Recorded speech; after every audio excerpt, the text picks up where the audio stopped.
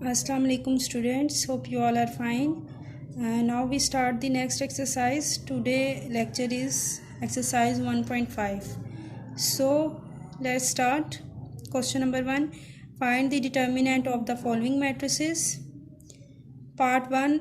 A is equal to -1, 1, 2 और 0. Determinant matrices में कैसे फाइंड करते हैं वो मैं पार्ट नंबर 1 सॉल्व करके आपको दिखाऊंगी. बाकी के 3 पार्ट्स आपने फिर खुद सॉल्व करने हैं. तो स्टार्ट करते हैं पार्ट नंबर 1.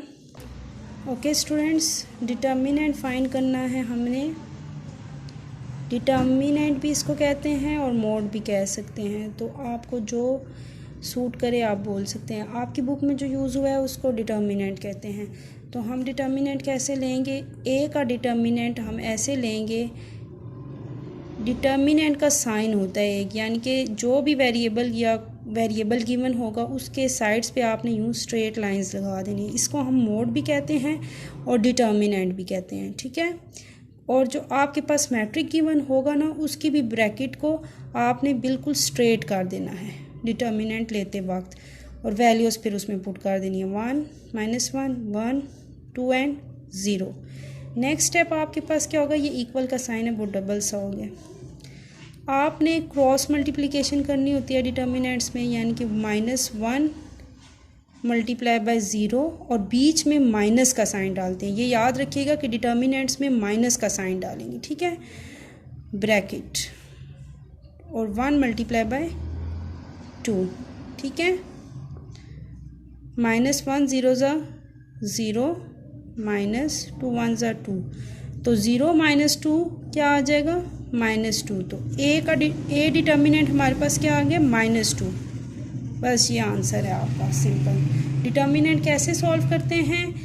कोई भी मैट्रिक गिवन हो, ए हो, बी हो, सी हो, किसी से भी इन्होंने डिनोट किया हुआ हो, तो आपने वो उसके साइड्स पे डिटर्मिनेंट्स की लाइंस लगानी है. ये जो लाइंस हैं ना, डिटर्मिनेंट या मोड को शो करती हैं. ठीक है. फिर आपके पास जो मैट्रिक गिवन होगा उसकी भी लाइंस को आपने ब्रैकेट को बिल्कुल स्ट्रेट कर देना है. अगर आप ब्रैकेट लगाएंगे तो फिर आपका क्वेश्चन गलत हो जाएगा, वो रॉन्ग कंसीडर होगा. फिर आपने क्रॉस मल्टीप्लिकेशन करनी है. -1 मल्टीप्लाई बाय 0, 1 मल्टीप्लाई बाय 2, और इन दोनों के सेंटर में जो साइन होगा वो माइनस का साइन होगा. कोई और साइन आपने नहीं डालना, ना प्लस, ना मल्टीप्लाई, ना डिवाइड, वो रॉन्ग हो जाएगा. फिर आपने इनको मल्टीप्लाई किया. 1 0 ज़ा 0 आ गया, माइनस का साइन एज इट इज़. 2 1 ज़ा 2, 0 - 2 किया तो -2 आ जाएगा. ठीक है students. Okay student, now we start the question number 2. Find which of the following matrices are singular और नॉन सिंगुलर. सिंगुलर और नॉन सिंगुलर मैट्रिक कौन सा है उसको चेक करने के लिए आपने सेम डिटर्मिनेंट लेना है. ठीक है.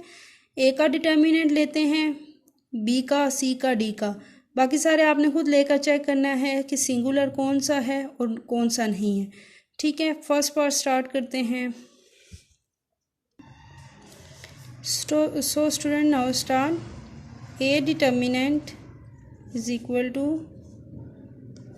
bracket state 3, 6, 2 and 4. Now the cross multiplication. ठीक है. 3 4 ज़ा 12, बीच में माइनस का साइन. 2 6 ज़ा 12, 12 - 12 इज इक्वल टू 0. ठीक है. दोनों 12 - 12 करेंगे तो 0 आ जाएगा ना. तो ये कौन सा मैट्रिक है?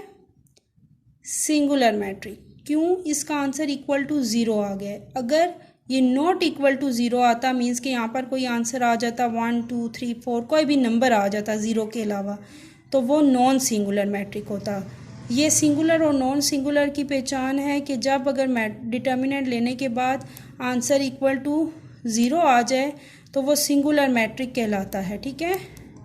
और अगर नॉट इक्वल टू 0 आए तो वो नॉन सिंगुलर मैट्रिक कहलाता है. अब आपने सारे क्वेश्चंस चेक करने हैं. अगर किसी का आंसर इक्वल टू 0 आ जाता है उसके आगे आपने सिंगुलर मैट्रिक लिखना है, और अगर नहीं आता तो उसके आगे आपने नॉन सिंगुलर मैट्रिक लिखना है. आगे यही लिखना है. ठीक है.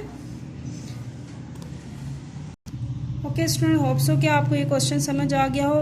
एक बार दोबारा सुन लें कि अगर ए का डिटर्मिनेंट या कोई और ई हो जाए, एफ हो जाए, डी हो जाए, उनका डिटर्मिनेंट इक्वल टू 0 हो तो वो सिंगुलर मैट्रिक होता है। ठीक है। और अगर इक्वल टू ज़ीरो ना हो, जैसे कोई नंबर आ जाए तो वो नॉन सिंगुलर मैट्रिक होता है। ठीक है,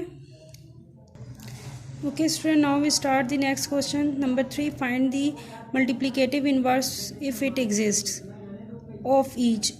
पार्ट नंबर 1 से लेकर आपको पार्ट नंबर 4 तक जितने भी मैट्रिसेस दिए हुए हैं ए बी सी डी, आपने इनका इन्वर्स फाइंड करना है और चेक करना है कि वो एग्जिस्ट करता है या नहीं करता। ठीक है, तो पहले पार्ट नंबर 1 इसका भी कर लेते हैं। ओके स्टूडेंट्स, ए का इन्वर्स फाइंड करना है, इन्वर्स मल्टीप्लिकेटिव इन्वर्स वो कह रहे हैं, तो उसको हम डिनोट कैसे करते हैं, ए और ए के ऊपर एक छोटा सा -1 लिखते हैं, तो इसको हम ए इन्वर्स कहते हैं। हमने ये फाइंड करना है। ए इन्वर्स फाइंड करने के लिए हमें पहले ए का डिटर्मिनेंट लेना पड़ेगा। ठीक है,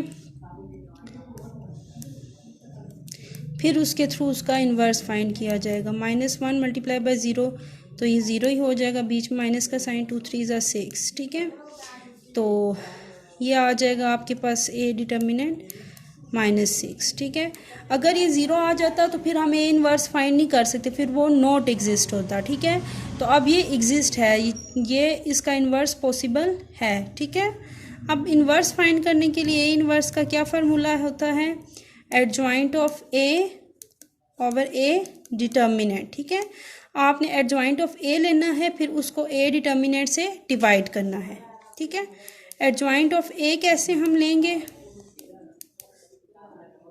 एडजॉइंट ऑफ ए लेने के लिए जो हमारे पास ओरिजिनल मैट्रिक गिवन होता है, उनके इन दोनों मैट्रिक्स की आपस में जगह चेंज कर लेते हैं और इन दोनों के साइंस चेंज कर लेते हैं। जैसे -1 और 0 है, तो 0 यहाँ आ जाएगा और -1 यहाँ आ जाएगा। ठीक है, और ये प्लस में दोनों वैल्यूज़ हैं, तो हम इनको चेंज करके ऑपोजिट कर लेंगे, माइनस में कर लेंगे। ठीक है, अब नेक्स्ट स्टेप में आपने क्या करना है, इसको डिवाइड कर लेना है। ये तो एडजॉइंट ऑफ ए आ गया। अब इन्वर्स में क्या करना है, आपने एडजॉइंट ऑफ ए को ऊपर लिखना है मैट्रिक को, 0 और -3 -2 और -1, और डिवाइड किससे करना है, -6 से, यानी कि डिटर्मिनेंट से डिवाइड करना है। तो -6 से आपने डिवाइड कर लिया। अब आपने जितनी भी अंदर वाली वैल्यूज़ होंगी उनको -6 से डिवाइड करना है। कैसे करना है, 0 divided by -6, -3 divided by -6,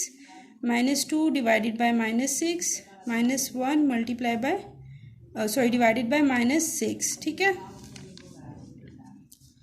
now अब आगे आपने क्या करना है, 0 से किसी चीज़ को भी डिवाइड करें वो 0 ही हो जाती है, और ये साइंस आपस में माइनस माइनस कैंसिल हो जाएंगे, और ये 3 1 ज़ा 3 और 3 2 ज़ा 6, तो ये 1/2 आ जाएगा। ये भी माइनस के साइंस आपस में कैंसिल, 2 1 ज़ा 2 और 2 3 ज़ा 6, तो ये 1/3 आ जाएगा। ये साइंस कैंसिल हो जाएंगे और ये 1/6 इसी तरह आ जाएगा। ठीक है, ये आपका ए इनवर्स सॉल्व हो गया है। ठीक है, होप सो स्टूडेंट्स आपको समझ आ गई होगी। एग्जिस्ट इन्वर्स तभी करेगा जब डिटर्मिनेंट की कोई वैल्यू आएगी। अगर ये 0 आ जाएगा तो क्वेश्चन यहीं पे स्टॉप हो जाएगा, तो आपने लिखना है inverse multiplicative inverse is not exist. अब आपने एंड पे क्या लिखना है, मल्टीप्लिकेटिव इन्वर्स इज एग्जिस्टेड, या फिर आपने यहीं पे छोड़ देना है क्योंकि आपका आंसर आ गया है। आप बुक के एंड पे आंसर्स गिवन भी होते हैं, आप चेक भी कर सकते हैं। ठीक है, ओके स्टूडेंट, ये जो क्वेश्चन नंबर 5 है ये हमें स्किप कर रही हूँ, ये इतना इम्पोर्टेंट नहीं है, तो ये वाला क्वेश्चन हम नहीं करेंगे। जो क्वेश्चन नंबर 6 है आपका, if a is equal to 4 0 -1 and 2, b is equal to -4 -2 1 and -1, d is equal to 3 1 -2 और 2, then verify that part number 1 a b का whole inverse, b inverse and a inverse, D A का inverse is equal to A inverse D inverse. Students ये चीज़ आप खुद solve करेंगे क्योंकि मैं ऊपर ये चीज़ें बहुत दफ़ा सॉल्व करवा आई हूँ, तो आपने ये क्वेश्चंस खुद सॉल्व करने हैं। सिंपली इस क्वेश्चन में क्या करना है, आपने आपके पास ए बी यानी कि पहले आपने ए और बी को मल्टीप्लाई करवाना है, दैन उसके बाद आपने इन्वर्स लेना है उसका। जैसे मैंने अभी क्वेश्चन नंबर 4 के क्वेश्चन नंबर 3 के पार्ट नंबर 1 को सॉल्व किया है, ठीक है, इन्वर्स मैंने फाइंड किया है। सेम आपने पहले ए बी को मल्टीप्लाई करवाना है, फिर उसके बाद ए बी का डिटर्मिनेंट लेकर चेक करना है कि उसका इन्वर्स एग्जिस्ट है या नहीं है। अगर डिटर्मिनेंट की वैल्यू इक्वल टू नंबर कोई आ जाता है 0 के अलावा तो फिर वो इन्वर्स एग्जिस्टेड है, अगर नहीं आता तो वो वहीं पे स्टॉप हो जाएगा और मेरे ख्याल से इस क्वेश्चन का आ जाएगा क्योंकि ये LHS RHS वाले क्वेश्चन है। सेम आपने RHS में भी यही करना है, पहले आपने B इन्वर्स लेना है। B इन्वर्स कैसे लेंगे, B का डिटर्मिनेंट लेंगे, फिर उसके बाद एडजॉइंट लेंगे, फिर आपने इन्वर्स लेना है। इसी तरह A का फिर दोनों के आ जाएंगे इन्वर्स, उनको आपस में मल्टीप्लाई करना है और चेक करना है कि LHS is equal to RHS है या नहीं। सेम पार्ट नंबर 2 में आपने इसी तरह करना है। जैसे आप ये देखें कि इन्वर्स मैंने फाइंड किया था इस क्वेश्चन में, लास्ट क्वेश्चन सेम इसी प्रोसेस से होगा और आपने इसी प्रोसेस से सॉल्व करने हैं। होप सो स्टूडेंट्स आपको एक्सरसाइज समझ आ गई होगी। Thank you so much and अल्लाह हाफिज़।